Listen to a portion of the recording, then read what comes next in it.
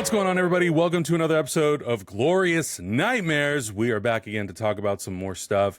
We got a chance to see Predator Badlands early, so we're going to review and talk about that film. We're going to talk about the first episode of It, Welcome to Derry, and we're going to talk about Alien Earth and a few other things we're going to sprinkle throughout, talking about physical media, talking about some changes happening to some of the studios who are remastering stuff. Yeah. What else has been happening? What else have you been watching? What else has been going on? Well, Halloween came and went, and you did a pretty cool thing on Halloween. Oh, yeah. Yeah, actually, we should talk about what we did on actual Halloween. Yeah. Cameron, actually, you and I, 8 years ago now, we went to the Palladium, I think it was, in Hollywood, and we went to see John Carpenter live, which, goddamn, that was so fun. We got to meet John Carpenter. That was a really good time. And he did another tour in 2018, which I went to. I'm not sure. Did you get a chance to go to that one? I did not, sadly. I did not get to make that one. Yeah, I'm the only sicko who goes 2 years in a row to see the same guy play the same music over and over again. Well, because at that time, he was doing the Themes album was what he was promoting. He was. And then, COVID happened. Anthology is what it was called. It might have been Anthology, actually. Lost Themes is what he names his album. So Anthology, which is the movie music. Yeah. So he was promoting that, which was really fun. We got some stuff signed. Then I went the following year. And then, obviously, pandemic and all that kind of stuff happened. And the Halloween trilogy that was coming out had ended. So I was like, I wonder if they'll end up doing it again. And then this year, he did a couple shows in New York. And then he came to LA and he did, I think, 4 shows. And I went on Halloween. And that probably, I've been feeling like I haven't had an opportunity to really enjoy Halloween season this year. I think because there's just been so much stuff going on. Busy. And so much stuff has been coming out, and like we've been busy, like doing a ton of stuff. And that I feel like was the perfect way for me to like really enjoy the Halloween season, was to actually go see Carpenter on Halloween. He played at the Belasco this year, and he wasn't necessarily promoting an album, even though he did announce that they are doing a new album that's coming out next year, which I'm excited for. But Lost Themes 5, probably, I think, by the number. I think so. So, but it was just a great experience to go, and I did do the meet and greet again, and he was great. He was there with Cody Carpenter and Daniel Davies. They all did the signing together. I got some stuff signed by him, which I thought was really fun and really cool. I had debated going all in and just buying the original Halloween poster on eBay, but I was like, how much was it? What was the run? $600. Oh, you should have done it. I know. I know. I was like, I should have just done it. I thought about it, but I'm hoping that maybe next year, if he comes back again to promote the new album, I'll do it again and I'll make the commitment. I did have him sign, I think it's like an 11 by 17 nice. Halloween poster. So that's hanging in the hallway. So I was like, okay, at least I got something. Yeah, when we went, I had a photo book of like him on set that he signed, and I had the Shout Factory of The Thing. Oh, yeah. I had him sign those too. Oh, yeah, those are good. I think it was a 2-item minimum. I don't know if that has gone up since then, but at the time it was a 2-item minimum. Yeah. Well, I hustled it a little bit, not really, but a little bit, because I didn't know that Cody Carpenter and Daniel Davies were going to be there signing. So everything that I brought was Carpenter specific. So I was like, oh man, well, and I think this is not a knock on anyone, but they go to those things and they're obviously there for Carpenter. They don't necessarily know that like, oh, the people sitting next to him are Cody Carpenter and Daniel Davies. Right. Some people knew, and some people brought stuff that was appropriate for all three of them to sign. And we didn't have anything. My girlfriend and I didn't have anything. Luckily, though, they gave us a few things going in. They gave us the meet and greet lanyard, which I think you and I also got. We got a shirt, which the shirt is actually awesome. I should have actually worn it. It's a long sleeve shirt with a really cool silhouette of Michael Myers on it. And then they gave us like a collectible ticket for the concert. So I got I got all three of them to sign that. And then the other two things that we brought were Carpenter specific signed. But it was a really great show. Considering he's now 77, going on 78, he still brings the energy. Like he's as energetic as he was in 2017, which says a lot because 70 to 77, that's, you're getting up there. But he put on a really good show, and it was a really great way to spend Halloween. So yeah, it was really, really fun. I had a great time. That's great. Me and my girlfriend, we took her with her sister and sister's boyfriend. We took her niece out trick-or-treating, who's 9 years old. and we were up in like the Los Feliz Hills. And I think they closed it off for traffic. Like, so there was no cars going through the hills. It was just kids and parents and stuff like that trick-or-treating. But it was also around the time of Game 6 of the Dodger game. So somebody was not projecting, but had like a big screen TV near their garage, like a huge TV that was showing the game, and it was near the end of the ninth. So it was kind of this cool communal thing of everyone was gathered together in the streets to watch the Dodgers go to Game 7, which was great. And so it was super fun seeing all the different costumes. And then the night ended with me and the kid having a roast battle. That's fun. That's fun. It's fun to roast a 9-year-old because you have to keep it PG. You really have to keep it appropriate.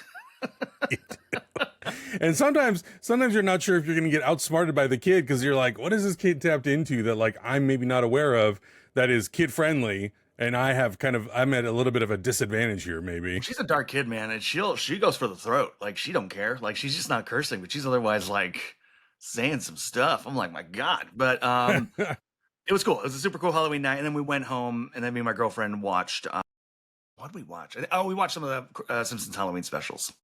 Nice. Very fun. Very fun. Like it was a little too, because she works a normal like 9 to 5, so she goes to bed earlier than I do. So it was too late to like start a movie, but it was like enough time to kick off to watch a couple Halloween things. Very fun. Yeah. What else did I do? So also over that weekend, I went to the Academy Museum, and my girlfriend's sister and family came, so we got to take her niece around the Academy Museum, and they have a really cool Jaws exhibit happening.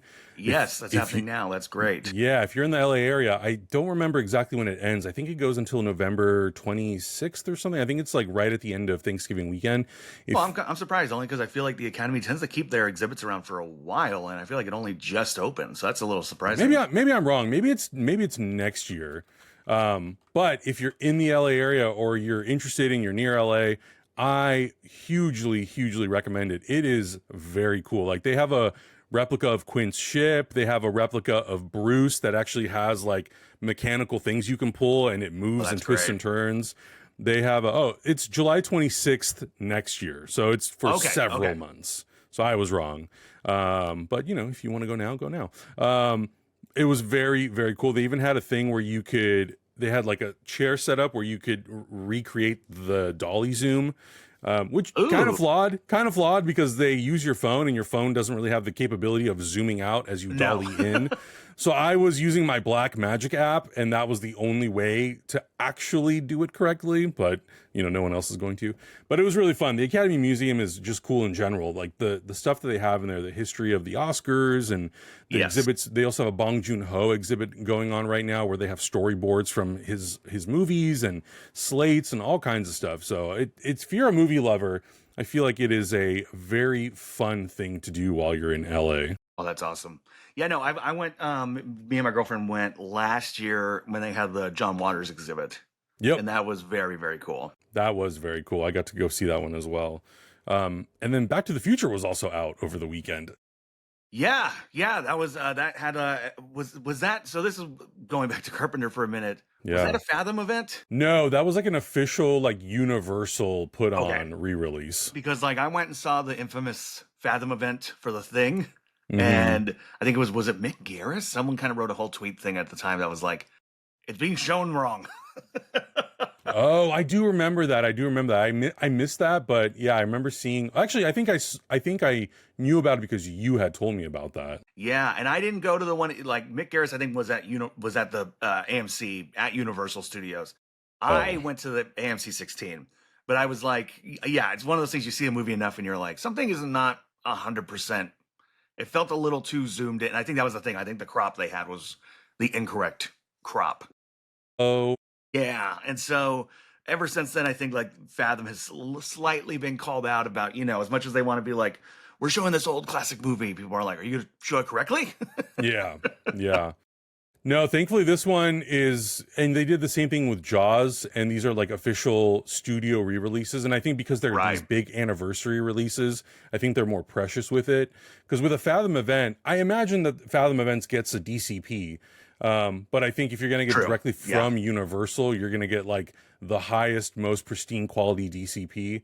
And I had seen it, I think it was a week and a half ago, or a week and a half before I saw it on Saturday. I saw it in IMAX, and it has like an IMAX remaster. Some people did not like it. Some people thought, you know, they removed too much of the grain, or they did too much grain management. Oh boy. Okay. I did not think that it was like Terminator 2 level bad. There was definitely some grain management done, because it's not, obviously it was not shot on IMAX. It's shot on standard 35 millimeter. But I still think that the grain that they left in, or the way that they like toned it down, was appropriate for those gigantically sized screens. Like I can't imagine that someone's going to walk out of it going like, oh, looks atrocious. I didn't think so. But I also went and I saw it at the Alamo Drafthouse on Saturday, and it's just like a standard projection. That also looked really, really good. And that definitely had more film grain on it. But it looked really, really nice. Like, I think the remaster generally is really well done. That's great. Yeah, the only thing I kind of did in October that was otherwise seeing a screening, I went and saw at Vidiot's, they had a Godzilla -1, which can kind of get us into talking about that they're announcing Godzilla -0, which I think will be out next year, which I'm very excited about. I love -1. They're also saying this new one will be darker and have heavier themes, and I'm like, how? But I'm excited to see what they do. I love -1, so -0 I'm here for. And it looks like another year where we're going to have 2 Godzilla movies, because the MonsterVerse is also going to have Godzilla Kong, something. Another one of those like Supernova things. I think. Supernova. There you go. Yep. Yeah. So I have to admit, I have not seen -1 yet, and I bought the 4K deluxe Blu-ray set, and I found out that Hector and Augustine had also not seen it. So it's one of those things where I'm like, just wait and just put out the video before -0 comes out, and then go see -0. So but I feel like at this one I need to just record it now, because I'm like, I don't want to wait anymore. It's been months now since I've had that Blu-ray, and I just want to watch it. Yeah, it rules. It's so good. And I love having Godzilla news. Godzilla is such a big part of like Joe Bob Briggs and Monster Vision growing up on TNT. And then also on TNT, they would have Godzilla Weekend. And it would be like all the different eras. So Godzilla's always been a really big thing. Anytime Criterion's like, we have a Godzilla set or Godzilla thing coming out, I'm like, well, I got to get that. And I'm also somebody who's like, have you seen, not Godzilla -0, Godzilla? Shin Godzilla. Man. I love Shin Godzilla. That had a re-release too, and I did not get a chance to see that. And that one bummed me out. I love Shin Godzilla. Somewhere in here. Oh, yeah. She was showing Cameron before we started recording a whole stack of stuff that I got. But I got this. However, do you have this? That version of Shin Godzilla? No. No. I also have the Blu-ray, which I did not know that Blu-ray went out of print. And I saw people were... Yeah, I saw people were buying it up for like $200, and I was like, oh, this has value? I had no clue. So I have this. However, I also ordered straight from Toho the Shin Godzilla Deluxe box set that's very similar to -1. And it also includes, which this does not have, sadly, it also includes the black and white version. So I might have to do like a giveaway or something for this. Yeah, dude. Or return it. I don't know. Ooh. We'll see. No, I love it. But yeah, that was kind of the main stuff recently. And so speaking of physical media, we can talk about the Shout news. There's questions we have too, as far as that goes. But you know more about, you told me about it a little bit before recording. So if you want to get into that. Yeah, one. So I did not, first of all, like Shout Factory, you know, my main sort of like in with Shout Factory obviously is because it is horror centric for a lot of their remastering work. Not exclusively, but that is Scream Factory is a huge chunk of my real exposure to Shout. And I know they also have like remastered tons of TV shows. They did remastering work on Power Rangers. Huge Shout stuff. Select, stuff like that. Yeah, absolutely. So I did not really know this behind the scenes of a merger happening with FilmRise, and the announcement came out back in July, And I guess it got kind of swept under the rug in terms of like my circles, because I didn't know about it until about a week or so ago. And then I started hearing rumblings that Shout Factory might be pulling out of remastering work, which I was like, that's kind of nuts, because they have such a vast library of stuff that's going on. And then I saw that Arrow put out a trailer for Halloween, a new 4K. They were calling it a new 4K remaster of Halloween. I was like, but wait a second. Yeah, we Shout talked about Factory, this last week. Yeah. Yeah, Shout Factory just did a remaster of Halloween 5 years ago, or it'll be 5 years next year, 4 years ago. So why would Arrow be doing it? And then, learning that like, okay, Shout Factory has the US rights to Halloween. Arrow is going to get the international rights to distribute the new 4Ks of Halloween. So it's like, okay, fine. And then I started seeing Shout titles popping up on Amazon for like $7, $10, $13. And I'm like, this is crazy. What the hell is happening? Let me tell you. I jumped all over that. Oh, how could you not? How could you not? It's a great deal. But then I started looking into it more, and I started looking and seeing what other creators who are following physical media were saying. And it sounds like at the time, all of the Shout Factory inventory was going to move to groove.com, and that Shout Factory may possibly shutter its restoration division in favor of exclusively working on like theatrical stuff and streaming stuff. But there has been no confirmation from what I was able to find whether or not that's totally true. Looking it up, we couldn't find anything, because I was wondering, does that mean Scream? Because they just announced like 2 or 3 days ago their January releases for Scream. Right. And so part of me was like, does that mean Scream is eventually going to get shuttered? And at the moment, it doesn't look like it, but... Yeah. And because you had mentioned that they already announced stuff for January. And I mean, they just had some stuff come out. And we were just talking about, you just got In the Mouth of Madness from Arrow. Yeah. And Shout Factory, Scream Factory has predominantly been putting out most of Carpenter's stuff on 4K. Escape from New York. They just put out, what did I say? Ghosts of Mars. Vampires. The Ward is still kind of the one that's left. Yeah, but, The Ward's the only one that so far no one seems to want to touch. Yeah. But, they did Halloween, obviously. They did They Live. Pretty much everything else in Carpenter's filmography, Scream Factory has remastered. So the fact that, like, Arrow is now putting out In the Mouth of Madness makes me wonder, will Arrow go back and do re-releases of previous titles? Are they not going to worry about it because they've already done it?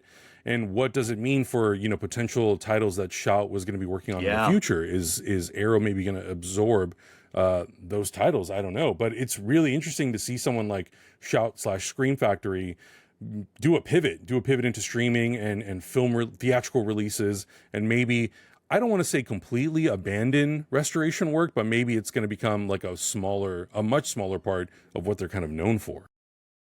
Yeah, it would be a shame, because what I like about Shout is Shout tends to pick up, as far as their restorations or Shout Select stuff, like, I think a little bit more mainstream than a Criterion or Vinegar Syndrome will grab, but it's still like a worthy, like I have like Point Break from Shout, like the 4K of that on their Shout Select.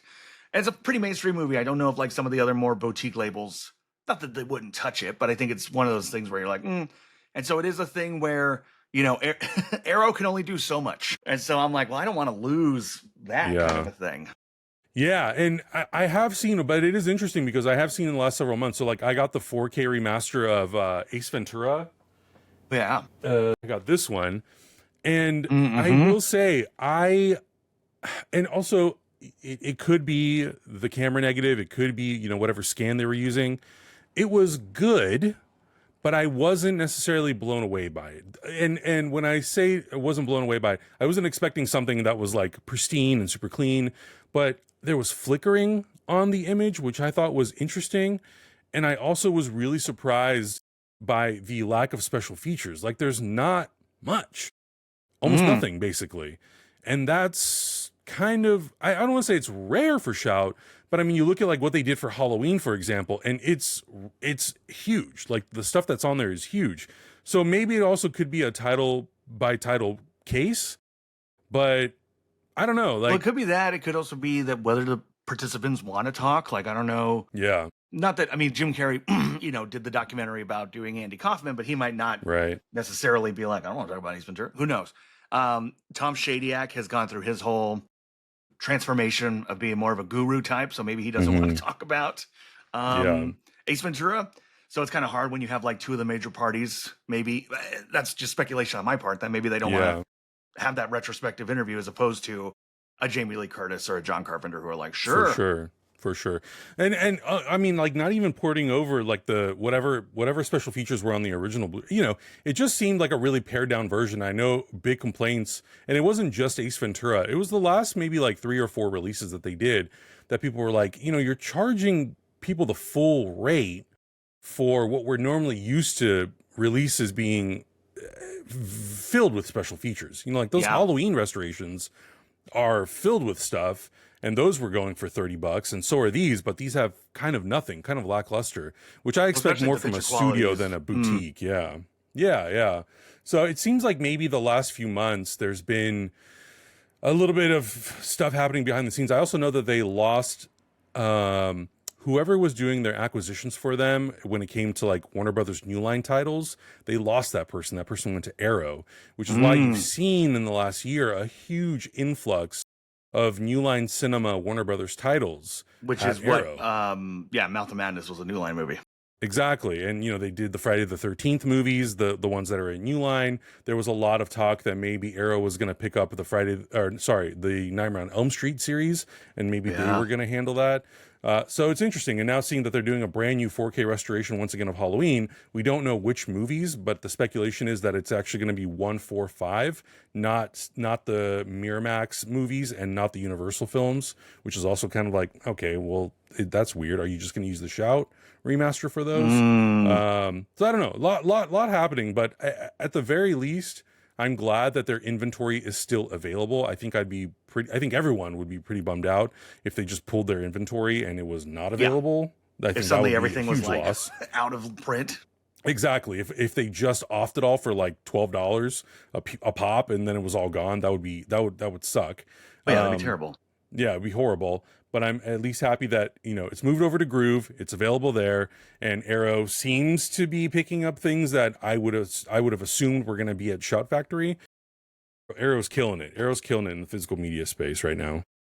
Yeah, so I mean, we'll see what happens. We'll update folks, obviously, for those who care about the physical media corner that we tend to do. Yeah. Because thankfully now at the moment, like I still got a couple things on the way from Shout sales, but at the moment I might be pretty good for a little while as far as I do have the Killer that I have to go pick up. Like I have titles that and you know, this is me just like I'm being too tough on myself. Like I should just, you know, let it go and just get what I want. But I'm kind of on the hunt for some of these titles with slipcovers, because we all know that the slipcovers go quick on a lot of these things. Oh yeah. But you know, it's at the same time I'm like, dude, you just got to get over and just get it, because you know, you just don't know where these things are going to move to, if they're going to be available, if they're going to disappear. So yeah, if you've been waiting or you've been wanting to get stuff, I think now's the time. Just in case, just do it, because you never pull know. That plug, baby. Yeah. But that said, I think let's get into our big reviews. So where do you want to start? We have 3 biggies. Yeah, I would say we should start with Alien Earth, since that one has come and gone. Yes. And we're still, as of this day, as of recording, there's been no news on a season 2. Not yet. Not yet, as far as I know, yeah. Interesting, because it was a show that seemed to, you know, who can determine what doing well means anymore, but people were talking about it. It had social media presence. Funko has been putting out figures specifically of the show. Fortnite just had the Xenomorph, and they were very specifically about the Alien Earth version. So it feels like a show that would get a season 2. And, you know, we'll see. You think.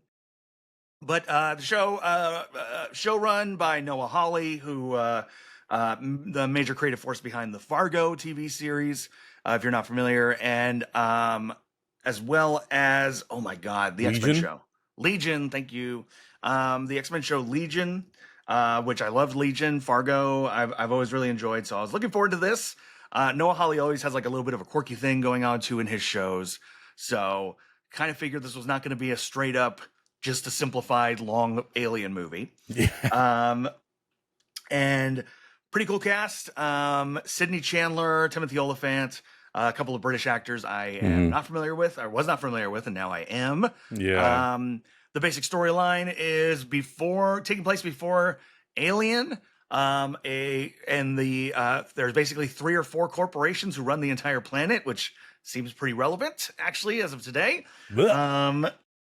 A ship carrying specimens crash lands on one of the corporation islands, and it becomes this first a hunt of who can get to the crash ship first and get the specimens, and then after that, dealing with are these creatures and are they property, as well as the fact that our main character is not just an android, not a synthetic, but a hybrid, which is human beings, in this case, sick children, their consciousness being put into the bodies of synthetics.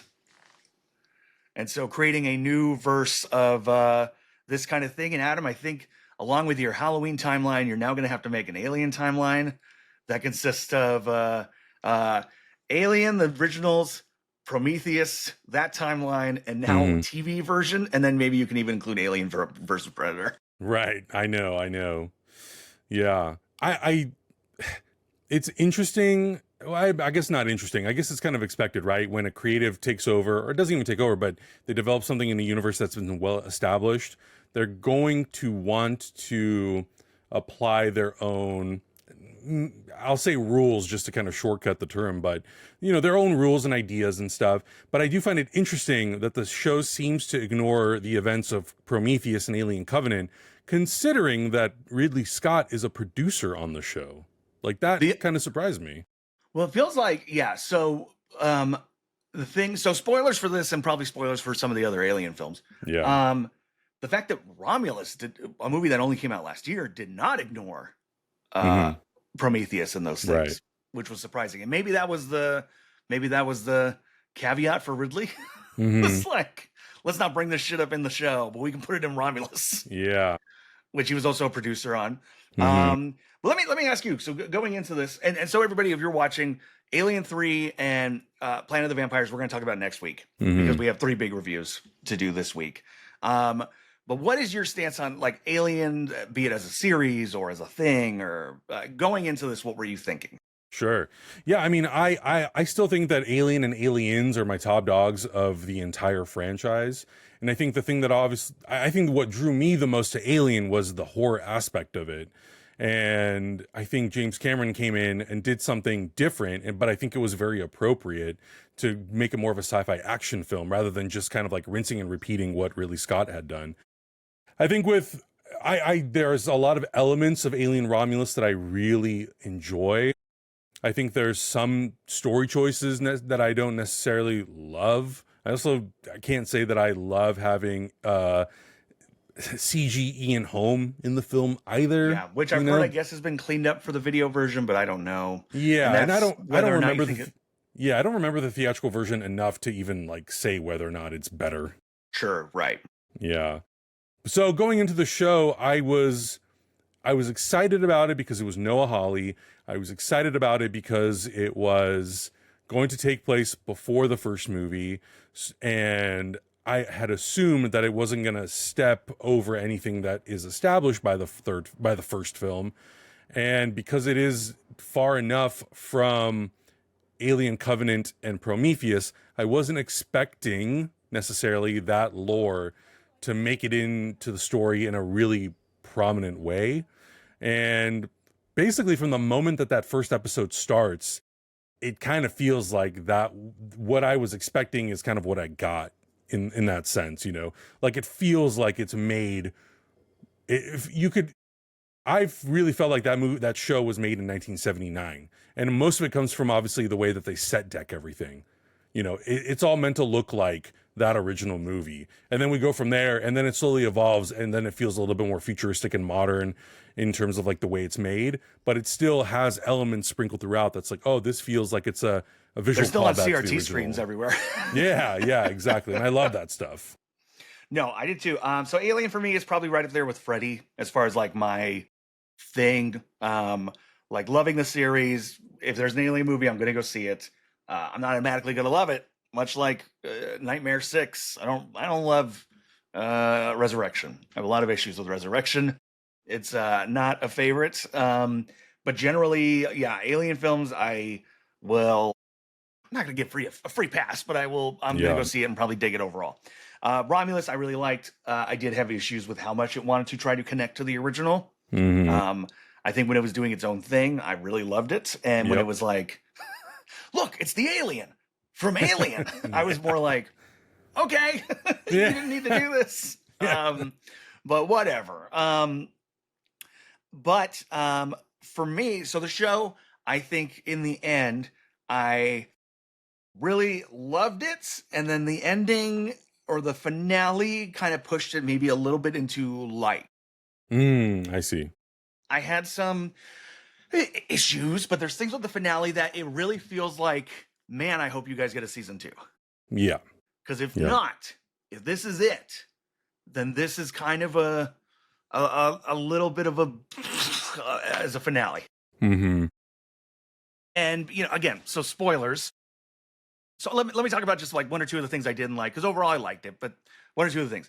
It did feel like there was things that were ramping up to go a certain way, and then they didn't. And it didn't feel like it was playing with expectations. It almost felt like, oh, well, we're holding off for a season 2 or a season 3.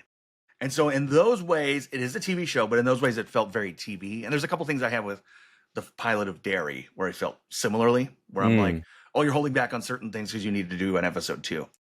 And I tend to like when movies, not even horror movies, like like general dramas, when it's like the thing that you think, oh man, this is what the whole movie's going to be about. They're going to hold back on this thing. They don't. It's almost like a breath of fresh air where I'm like, oh, cool. Now we can do some other things. I didn't necessarily know the show the finale was going into a season 2 hopeful until like, I think until the finale. Yeah. So, and maybe that's my own fault because there's certain things where I'm like, well, that character's going to die. Like they have to. And I guess that was the thing. I was surprised how many characters did not die in the finale. I have to agree. I think that's and this is sort of like my general feeling on TV shows nowadays. Not all, but especially when they're like genre specific, whether they're like, or if they're part of a franchise, is that those finales never feel like they have finality. It always feels like next season, here's what's going to happen. And I struggle with that a lot because I want every movie and every show, or at least every season, to feel like it is one complete story. And of course you can leave it open-ended for things to happen in the future, but I still want to feel like, okay, those 8 episodes, when we get to the ending, like there's ambiguity, there's questions, but it feels completed. So if they never do another season, or if they don't get another season, I still feel like I have that one season of a show where I get a full, complete arc for everyone. And like some of the characters have somewhat of a completed arc, but it also just leaves it completely, like you're saying, open-ended to the point where, if you don't do a season 2, what the hell is the ending? Like, what's the ending of this show, of this story? I don't know.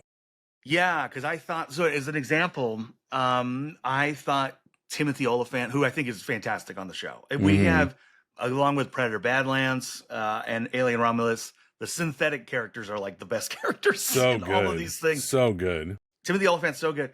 And he reminded me a lot in certain ways of like David from Prometheus in those ways. He also very clearly had the Roy Batty hair from Blade Runner. Yeah. But it's that degree of like the way he was acting with Boy, his boss. I was like, oh, Timothy Oliphant's eventually going to turn on this guy. And he still might. But the fact that never seemed to have any kind of resolutionary thing at the end was a little bit like, oh, okay. And similarly, I think the character of Smiley having such conflict over the fact that he just got this guy killed and alien bug face and everything. And it felt like, again, maybe season 2 will rectify this stuff, or season 3. But there's a degree of feeling like, well, once that happened, and then they were like, okay, we're going to hunt down all these people who came after us. Smiley, you and Smee go do this. Like, just nothing. Yeah. And that was like such a whole season thing of him dealing with this internal conflict. Yeah. And so it did feel like the finale was like, hey, here's all the stuff we've been building over the seasons. Don't worry about it. Yeah, We're just locking all the characters up. We'll see you in season 2. And I'm like, Hopefully. Yeah, exactly. And I feel like that's very appropriate if you get a minimum of a 2-season order. Like we're doing season 2, 1 and 2, no matter what. We shot it, or we're gonna go into production in 3 months, whatever. Then I'm like, fine, totally fine. But this constant question of is it not, is it, and no one saying anything on any front. Like no one at Disney, no one at Hulu, no one at 20th Century has said squat about it. Noah Hawley hasn't said anything about it. I'm like, this is, and I wonder if they looked at the numbers and they looked at the viewership and they're like, maybe it doesn't justify based on budget, blah blah blah blah blah, all that bullshit that like none of us want to hear about because we just want to know story. Are you like, are we going to commit to this or not?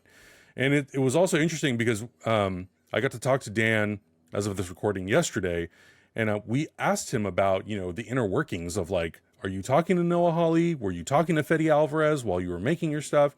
And the most that we got was that Noah Hawley had shared the episodes as they were closer to being done, but there was no like interaction directly of like, let's not step on each other's toes. So I don't know if even between Fede Alvarez and Noah Hawley, if there was that. So it seems just like everything is in its own lane. Yeah. And my other small, maybe it's a nitpick, but the fact that the crew on the, on the ship for the first ship is like a 65-year journey. And I'm like, that's crazy. That's crazy long. Granted, I guess it's supposed to feel crazy long, but also I'm like, the Nostromo, I think, was only a 3-year journey. Oh, really? Yeah. I think most of the other, like Prometheus was a 2-year journey to get where they were going. So it's this funny thing where I'm like, 65 years? Like, Jesus Christ. And if you do the math, and again, Alien is its own universe. It's not our universe. But if you do the math, that means they're supposed to be leaving in like 2031. Like, soon. Like, I'm like, what a weird number. That's 65 years. But that is nitpicky. But outside of all of that, the show, I love the way it looked. I love some of the more audacious, both trying to kind of like look like a Ridley Scott show, but then when we were on the island, it had its own thing. Seeing a xenomorph in the daytime and it still looked cool. And I think there are concepts that on paper could have been brutal, and it worked. Having her communicate with the xenomorphs could have been one of those things where you're like, oh no, God, but who made this choice? But the fact that they built it up over time, it really worked. Yeah.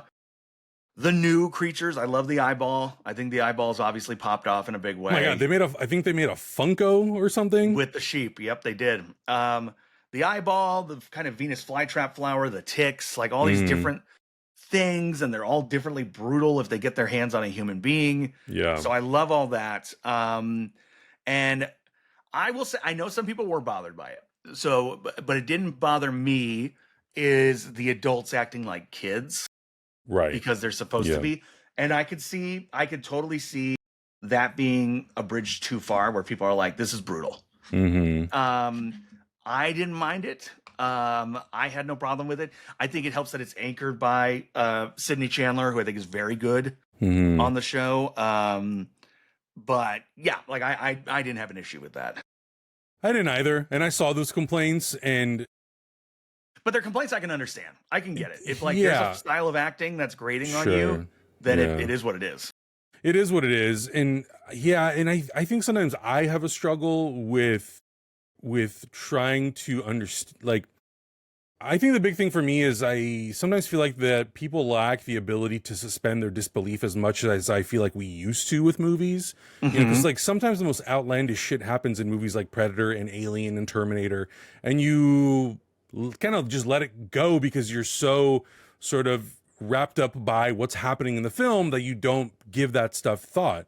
But maybe it's also because the show on a grander scale maybe didn't pull you in as much emotionally, and you didn't feel as immersed. So maybe that stuff sticks out more, which I could totally understand. So yeah, I get it. I think for me it worked because I knew the whole time, like, these are the souls of children in human bodies. And I think maybe I just forgive the performances more because I understand what the actors are trying to do. But I could see like why that would bother some people. Well, it can also be a thing too, is like, it can be hard as an adult playing a kid. Often I think the mindset is, oh, well, kids talk a lot and they flail. And there can be a Right. degree of like having one or two characters like that is one thing, but having six can probably feel like Right. a lot. And that actually would be a little criticism I have too, is like there might have been too many, because I feel like some characters kind of got a short shrift. And Yeah. again, maybe season two it's solved, but like the one character, Charlie or something, who was like, well, I'm the favorite. I'm the favorite now. Hmm. Like it felt like that kind of, it doesn't need to be in every episode, but it felt like, oh, that kind of came up in episode two and then never came up again until episode five or Right. It's kind six. of like their only shtick, and you're like, well, what exactly are you doing on this show? Like, what is your purpose? And I think maybe they cut it down to like four main characters, which includes Sydney Chandler and then her brother character as well. And you have maybe like five characters on top of also having like Babu Cisse's character and Timothy Olyphant's character. And then the boy, like it's already a very hefty cast. I think maybe scaling it down a little bit maybe would have helped the focus of the show. And yeah, like you're saying, maybe people would have forgiven some of those performances because it's not at such a high volume. Yeah. And because there's other things too, like the one character who I did like, but the one character who's like, oh, I'm pregnant, and it turns out she had trauma before she even became a synth. I'm like, well, Right. that's really interesting, but it feels like after they did the memory wipe, Hmm. that kind of did not come up again. She was still violent, but that did Right. not come up. And again, so it feels like, and not to say every storyline needs to be wrapped up just in case you don't get a season two, because you don't want to go into season two and be like, well, we don't have anything. We wrapped it all Yeah, up. we did it all. Now what? But there just felt like there was so many threads Hmm. to an extent, where I kind of just wish like one or two were maybe cinched up. Because if you look at something like Covenant, where Covenant does end on a bit of a cliffhanger, where David Right. has taken them hostage, but there's also been enough things wrapped up that sadly, obviously, it doesn't look like we'll ever get a third in the Ridley Scott Prometheus series. But you Right. can kind of sit there and go, you know what? I can kind of imagine what's happening next. Enough things were kind of tied up. Yeah, for sure. Yeah. I mean, I really hope we do get another season, and I do too. if they say like, hey, season two's it, we just want to complete our story, great. That's all I'm asking for. I don't need this to be, and I think I even said this when we watched the shows, like, you want to give me 2-3 seasons, whatever. I don't need a 10 season show. Right. I also just realistically don't think that they would ever make that at this point. No. But I think like 2 seasons, a limited series, a really tight story that has a beginning, middle, and end. And if they want to have some reference in there that's like, oh, the Nostromo is now going out on its mission, fine. Well, I'm Great. sure I would be shocked if somewhere in the finale they are not. There's some kind Featured. of. I'm hoping it's not as blatant as like the Rogue One ending, but Right. I that don't need to there's- see a it wouldn't- completely CG'd Ripley anywhere. Yeah, but I'm thinking there might be some tied up thing. I do want to also. We haven't talked about him. Morrow, the character of Morrow, fucking ruled. Like that My was God, such a great Babu character. Cisse was a huge, So good. huge standout to me. So much so that I think I might be able to get him on as a guest. He ruled. He was great. And again, like I know I pointed out a lot of negatives. I overall really did enjoy the show. It was very Yeah. addictive. It was very easy to watch it. It was just like certain things, and again, it's really the finale. Like, Mhm. there's so many things where I'm like, "Ooh, I love where this is going. I love where this is going." That's a little thing. That's a little thing, but I love where this is going. And then the finale kind of then retrospectively makes you think of other things. Absolutely. And, the thing that I always point out to our audience as well is because, like a lot of times we'll end up liking stuff and people will be like, oh, but you have such a bias and blah, blah, blah. And I'm like, yeah, but you also have to remember that like when we watch these shows, we also watch it differently than everybody else because we'll get screeners. So I'll watch the first 5 episodes in one sitting. And to me, it feels very different than if I'm watching week to week to week, where it's like, I'm in a lot of ways, I'm not necessarily like earning that same experience like another viewer is. So maybe that also has a complete effect on how I perceive the show rather like someone else does. Because I'm not constantly having to wait for those payoffs. Those payoffs happen within a 5-hour span. And then I just have to watch the last 3 episodes and I'm good to go. So, it's very possible that the way I experience something also will shift my perspective on a show. Well, But we're gonna get even into that now, with Predator Badlands. yeah, I mean, How even you now, like, experience something. yeah, like even now being several weeks removed from the ending of that show, thinking about it, I'm like, yeah, like there are definitely things that, that we touched on that I didn't necessarily like love and I wasn't over the moon about, but I still think that overall it is a good show. It introduces some really cool, I love the hybrids and I love how how they introduce all those concepts and ideas, and I want to see just a little bit more of that stuff in season 2. And if we're going to start introducing, you know, the Wayland Corporation and Yutani Corp and that stuff, like, yeah, let me have a little bit more of that, and let's see what else we I can feel like do. now with Predator 2, every Alien or Predator movie, people just got to keep adding to that Wayland Yutani Wikipedia. Yeah. One after the other, after the other, after what the they other. did in what year. Yeah, exactly. Timelines.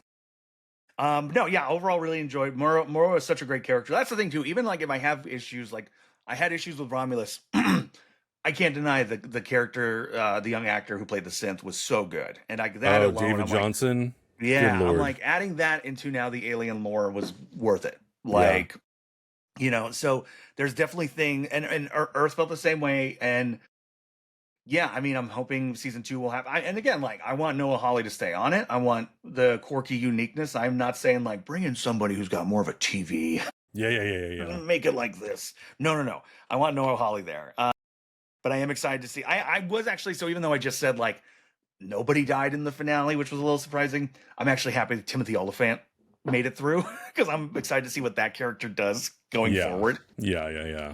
Because he ruled. But yeah, Alien Earth is all on Hulu right now. If you watched it, let us know what you think, please. And speaking of TV, I guess we can transition over into Derry. Welcome to Derry. We're only going to talk about the pilot. I haven't seen episode 2 yet, but next week we're going to do 2 and 3. Even though some stuff for 2, I've already had the pickle jar scene. Son of a bitch. So it's interesting. So this show is claiming, I don't know, I see people saying it online, is that it's supposed to be like the origin story of Pennywise, which chapter 2 kind of did. So is it an origin story, or is it just like, here's what happened the 28 years before it? Yeah, Chapter 1. It's a very fair question. And, you know, like, I don't have that much familiarity with the story of it other than what's been in the movies and what I've seen from the miniseries. Like, I haven't sat down to read the whole book. So like the things that I know, I just know just through like pop culture osmosis. So, and truthfully, I knew very, very, very little about this show going in. I knew that they were making it.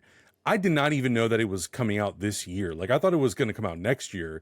And I had no idea whether or not Bill Skarsgård was going to be in it back as Pennywise. I didn't know the setting, basically nothing about the show. So going into it, it was kind of surprising to kind of get the understanding that we're going to dive into Pennywise's backstory, because I felt the same way. I was like, well, didn't we kind of already do that? And like, wasn't that kind of the whole like central story of it chapter 2? So I am interested at least to see if we're just going to get like what they touch on, but it's going to be way more expanded. And then I also heard that, I don't know if this is true, that every season is going to go back 27 years. So season 2 will not be more of this story. It's actually going to go back again. Have they like they said if they get a season 2, or has a season 2 been announced? Like, are they like, we're doing it? Good question. Let me look. I'm not totally sure. I've read the book. I've read the book 2 or 3 times throughout my life. I love it. Yes, everybody, I know the weird scene in the sewer with the kids. I hear you. Yeah. Stephen King was on cocaine in the 80s. Call him out. But I'm not saying it's a good scene. I'm just saying, like, I know.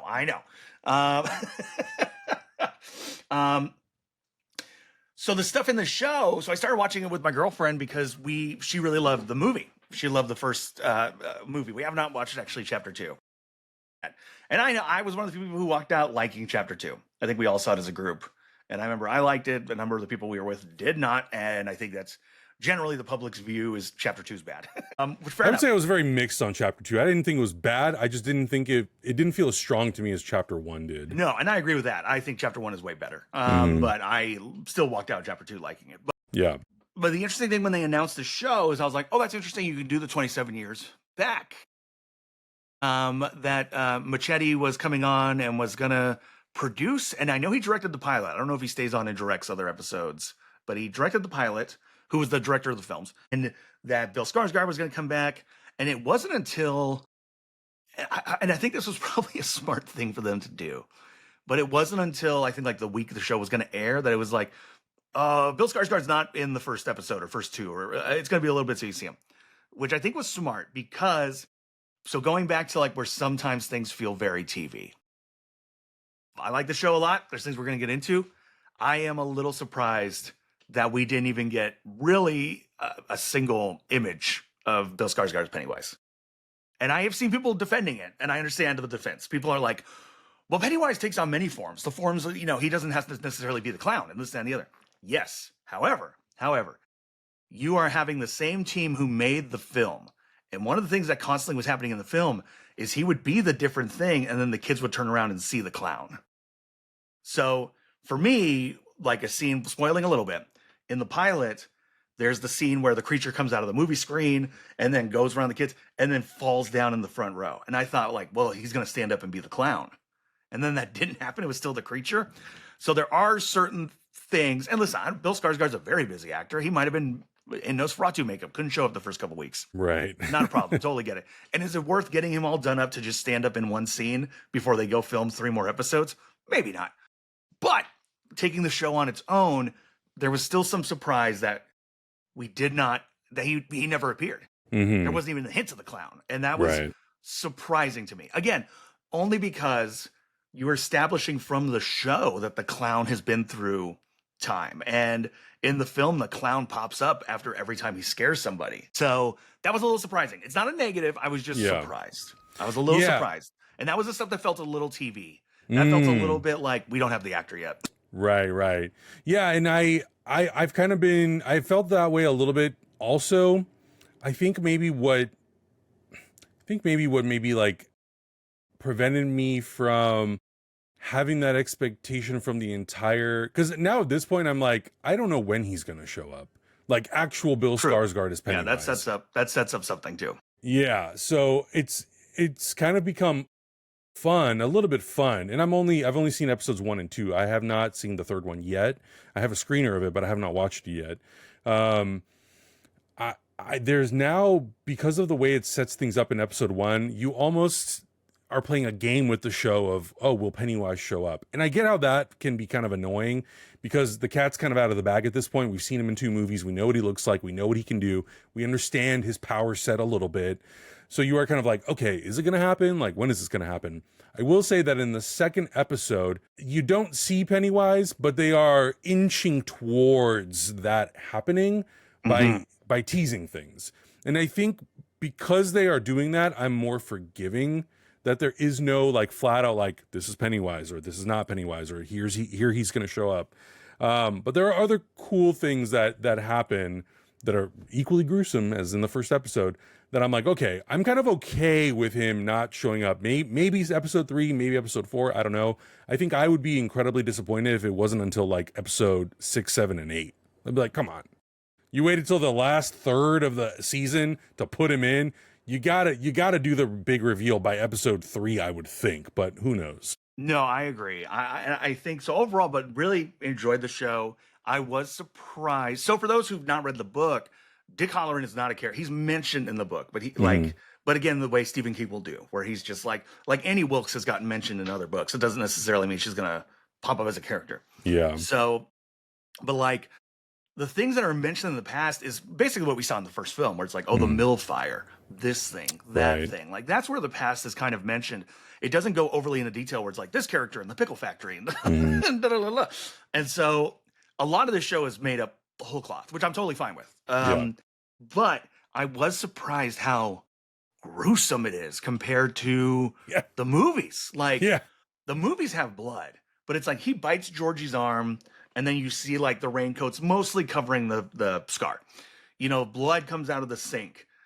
Stuff like that. Like you might see a bite mark on someone's, like one of the bullies when he's in the sewer and he comes running out and there's a little bit of a bite mark. The birthing scene was so goopy. Holy shit. Insane. The movie theater. And so I will say, like, again, like I watched this with my girlfriend. She loved the first movie. I think this might have been a little too gruesome for her. This might have been like, you can keep watching. And it doesn't get any better. Yeah, I'm not saying it's a bad thing. I am just surprised that it's not more hint and fear and this, that, and the other, that it's like, oh no, we're fully going to goop it up. Like the one kid getting ripped in half at the end of the, like that very much surprised me that like 3 of the kids get brutalized at the end of that first episode. shocked in a good way, but in a way where I do wonder, and this is like, you know, you got to take each piece of art on its own, but I do wonder if you're watching the show and then go into the movies, like there's a prequel series, and now I'm going to watch the movie. Will it feel like Pennywise kind of is holding back now in the movies? These are into a little bitch. like he doesn't turn into like a goopy Silent Hill monster and rip Georgie into pieces in front of us. Right. Yeah, and I mean, we watched it for Heroes Reforged, and I was shocked.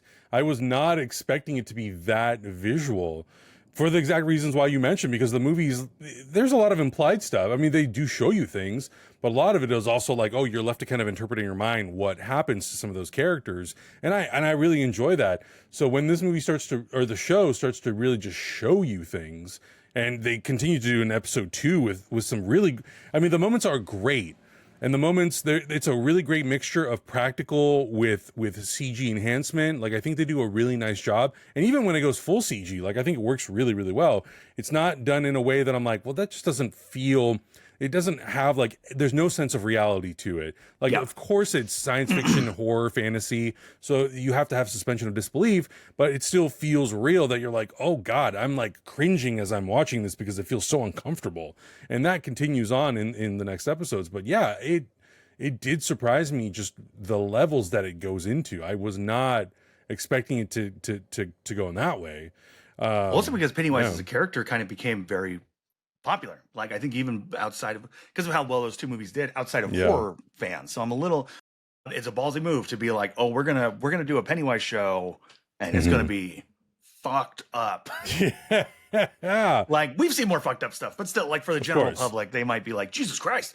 Like, the lampshade face, the facey lampshade. God, was crazy. God, terrifying. And you know, as soon as the dad mentioned it, you were like, we were like, oh God, they're gonna do it. Pennywise is gonna use this against him. It's gonna be horrific.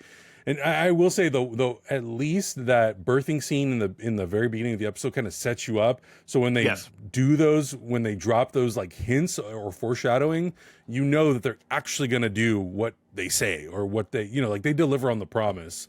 They don't undersell and underdeliver. They, if anything, undersell and overdeliver. So yeah, but I really did enjoy that first episode, despite how fucked up that ending was. And even the marketing leans into it. Like, the first poster has all of those characters, and then the posters moving forward has a different set of characters. And you're like, this is terrible. This is so brutal. Yeah, I'm very interested to see where this goes, though, because we know the whole thing is that you almost they can't beat him. You know what I mean? Like, that's the whole thing about the movies. And I don't mean that in a way of like, well, we already know the ending, who cares? But I'm more just like, well, where can this go? Because that's the whole thing about it, chapter 1 and 2. And the book is like, the people don't know, and those who knew were dead. Right. And I do wonder if that's a big reason why they decided for every season. So I did look it up, and it looks like the idea currently is to do 3 seasons. And every season will go backwards 27 years. So I do find that to be an interesting route. Like, traditionally, you would start in 1927 or whatever it is, and then go forward every 27 years. I do think it's interesting that we're going backwards chronologically, and we know the ending. So it's kind of like the discovery of the I guess the nuance within the season of like, what are all of the little pieces that happen to make things happen, I guess for the story to kind of work out in a way that you buy into the events happening the way that they do. And also, like, I think it is kind of cool that they introduce some of the characters, like parents and grandparents, into the story, and we get to just understand the characters' future relationships with the city of Derry, like how deeply rooted those characters are. So I'm enjoying that element of it. But yeah, there is that part of me of like, will this work at the end of the day? By the end of season 3, will I go, oh, cool, they did something that was really interesting. It was gory, it was violent, it was this and that. And I get to understand a little bit more about like Pennywise as a character, but also I get to understand like Derry a little bit more and everything that kind of encompasses. Yeah. So next week we'll talk about 2 and 3, and I think that'll be a good time. I think we'll talk about it as we go. But yeah, I'm very interested to see where this lines up, and it did very well, numbers wise. I guess like Yeah, huge premiere. We'll see if it does the HBO thing of like, here's where it started, and then here's where it ended with the numbers. So, which will probably help it do a season 2. That's probably also the reason too, is you don't want to start. Actually, what we were just talking about with Alien Earth, you don't want to start in like, you know, the 1800s, and then they don't do a season 2 or 3. True. Because it's like, oh, if we do this one season and it butts up perfectly to like what's going to happen in 27 years, and then they go, never mind, we're not doing the seasons 2 and 3. But we're right into the movie. Yeah. Okay. Yeah. So our final thing, we were talking about experiences. We saw Predator Badlands, the new Predator film in 40X. That was almost in 40X 3D. Honestly, so that was my first time doing 40X, and about 20 minutes in the movie, because we thought it was going to be in 3D. And I did tell Adam, I said, I think if this was in 3D, I would have thrown up. Abby said the same thing. Abby was also in the same boat of like, I think if we saw this like within 3. So those who don't know, 40X is the theater experience where they make the seats feel like a roller coaster. You get water spat at you, and air cannons hit you as well. And there's sometimes smoke and lighting effects. And this is an action movie where ships crash. So, and the Predator does an injecto-cedo, cuz. And so this thing was bumping and grinding and moving around. And even without the 3D glasses, about 20 minutes in, I was like, ooh, my tummy. I might need to lean forward. I might need to put the popcorn down. Yeah, I'm not going to eat any more popcorn for a little bit. Keller walked out. I don't know at what point. I think like, what do you say, like 30 minutes in? Yeah, maybe, because like the opening. So just to like give a little bit of context without spoiling anything, the sort of like teaser or prologue piece of the film is like 20 minutes long before it goes to the title card. It is action packed. So your ass is moving and grooving in that chair for 20 minutes straight. And I think Keller had just had enough, and he was like, I need to go outside and take a breather. Yeah. And so as I said, first time 40X, I did eventually acclimatize. I will say, I was not necessarily paying attention to the movie the first 15 minutes. It was hard to kind of, like, I knew I was tracking plot wise, but I was not necessarily tracking the film as far as what was happening, camera placement or lighting, or that stuff I like to do. And so it did take a minute, but once I was able to kind of acclimatize, I was able to get into the movie. Yeah. And I had the advantage that I had already seen the movie once the night before, because Hector and I went to the premiere at the Chinese theater and we saw it in IMAX, which like that IMAX experience, it's not formatted for IMAX in the sense that it like the aspect ratio expands at any point, but it getting to play on that big of a screen with that sound system was unreal. Like it looked and sounded incredible. And I think that was the one takeaway from the 40X was like it looks good. It sounds okay, but I think you're so distracted by what's happening around you in the 40X experience with like, you know, a burst of air hitting you and then like water, you know, it's like I turn the water off. I turn my water off. Yeah, like I cannot say confidently that I would recommend 4DX as your first experience for that movie. Maybe your third or fourth. If you're just like, I want to just go see what it's like. But I like first I would say like, catch like a really good Dolby screening or IMAX, and you know, some of those other ones like or 3D, and then some of those other ones like ScreenX and 40X. Wait till the end. Yeah, and so we'll keep this one spoiler free because it's coming out this week. But I think we can do maybe a little offshoot spoiler review in like 2 weeks. That kind of gives, or maybe next week, because that gives people time to see it. But I would overall highly recommend the movie. I like the Predator films. I'm even, again, kind of like, unlike Alien, where I'm like, oh, there's these two I can't stand, but I like the Aliens. Overall, the Predator films, I generally like. I even like the Shane Black one. I don't love it. I don't love it, but I like it. There's things I like about it. I love Predator 2. Predator 2 is finally, people are coming around to it. Giving it its due as its insanity. It's so insane. I love it so much. It's worth noting this one is PG-13. And I think that can maybe make some people hesitate, understandably, because this is a film where two of its most famous lines are son of a bitch and motherfucker. Yeah. That said, I think it's okay. I think because I'm meaning that it's okay. It's PG-13. This kind of follows. I called it the GI Joe rules, where every creature getting killed doesn't bleed normal blood. It bleeds like Right. green and blue, and for whatever reason, that is something that makes the MPAA go, "Oh, that's not a human, so it's fine." Yeah. Like It's all good. it's and Transformers. Optimus Prime could decapitate people, but because it's oil coming out, they're like, whatever. Yeah. Like, PG. that's oil. What? So this is PG-13, but it is like heavy action movie. Trachtenberg did a great job shooting it. It looks great. Elle Fanning in a dual role, which I don't think they revealed that she's playing two roles until recently. I think it was like the last trailer had one look at Tessa, and it was very quick, and that was it. But I also did not know that until I think I read a synopsis or something that, or maybe it was at Comic-Con that Dan was like, oh, and she's playing like a dual role. And I was like, oh, that's interesting. I did not know that. But I thought it's Elle Fanning. She's fantastic. She's probably one of the best actresses working today. And so getting her in this, it does not feel like she's slumming it. It doesn't feel like, the 70s where a well-respected actor would do a movie with Dracula. And you're like, oh, they were drunk on set the entire time. They were like, give me my check. Yeah. I mean, Dan said he showed it to James Cameron, and James Cameron said that her performance was luminous. And I was like, okay, well, let me see what she actually does in this movie. And she is really, really good. And I didn't really know what to expect from that character because it's a Weyland-Yutani synth. You don't know what you're going to get. And I really this is loved outside her. the Alien versus Predator movies. This is the most the Alien verse has kind of poked its way into Predator. Yeah. And I thought it was really good. It was not overly done. Yeah. And again, coming off of Romulus and Alien Earth, seeing these synth characters and all this, it was great. The action scenes rule. It's not shaky cam action. You can actually follow it. It was shaky seat action, but that was the theater. That was not the film. And yeah, so keeping it spoiler free. There's one thing that I'm not sure if it worked or not for me. I'm still debating it. We've talked about it. We'll keep that. We'll get into that more in the spoiler review. Yeah, because it's not something that's in any of the trailers. But my only thing is, I was like, ooh, is this a little too cute? Mm-hmm.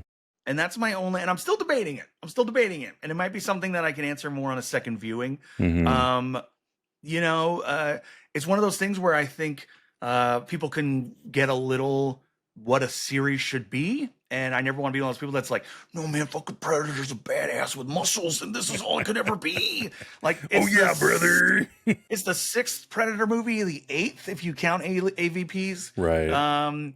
I don't mind, like, there's humor in it, and I'm totally fine with that. There was just one character where I was like, ooh, is this a little too cute? Mm-hmm. And again, I'm debating it. I'm still debating it. Yeah. And it's interesting because, I mean, it's no surprise, right? You see, I get the impression, at least just from what I've seen on my social channels, is that people still, after 40 years almost, I would know because I'm the same age as that damn movie, they still want, in a lot of ways, the same thing. They want Yautja or Alien fighting humans, hunting humans. And I like that Predator Badlands is not that. I like that it doesn't, because I feel like it's funny because Prey was that. We got it. Right. Like, I feel like Prey kind of reestablishes what we love about Predator in the first place, especially that first movie.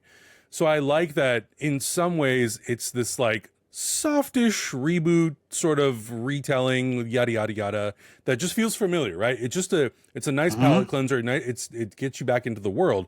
And then Killer of Killers is kind of an extension of that, being very brutal and visceral, but also it's now more leaning towards Yautja culture, and we're exploring a little bit more like what these creatures are. And then Badlands is that. It's literally that. It's like this underdog Yautja who's to kind of prove himself to his clan, to his father especially, and has a whole backstory of like what motivates him to want to do all this stuff. And I love that this character Deck gets to be like the protagonist of the story. And I don't know, like there's also, like I like that this character who we commonly known to be like the villain of the story isn't that necessarily. Like, it goes against the grain a little bit, but I think that's okay. Like you said, this is the 8th Predator movie if you count AVP. 40 years later, do something else. And Well, I if like anything that too, the all movie you're does something doing else. really is changing the perspective. He still does predator shit. Of course, he's still killing everything, and he still wants to be the ultimate killer. He even says it. It's not a Yes. spoiler. Like, he wants to still be the number one killer, but it's just lensed differently. And it to me, it just felt like a fresh thing to do at this point. If it was like a sequel to the first movie, then I'd be like, oh, maybe we could have like explored this later on. But Yeah, the I don't fact that need it's Dutch the eighth one, teaming up with an alien, with a predator. yeah. No, that's the thing. I think to me, it just was a change of perspective. Like that's all. It was like, okay, what if like it wasn't a character assassination? The predator's still the predator. Predator's still Predator. Yeah, I overall I really dug it. I really hope people check it out. And I think being PG-13, I think more people will check it out. I'm hoping that people who will dismiss it because they see the PG-13 will give it a shot. Yeah, and I did talk to Dan about that, and I don't feel like this is a spoiler, but you know, he told us that he didn't really have that realization until he had written it. You know, he had wrote it, and I think because he understands sort of what he needs to do as a director to basically make the movie in a way that's like obviously has to be sort of financially feasible and all that sort of stuff. So he kind of really, it's a pretty pared down movie. Like there's two main actors and then like an additional actor.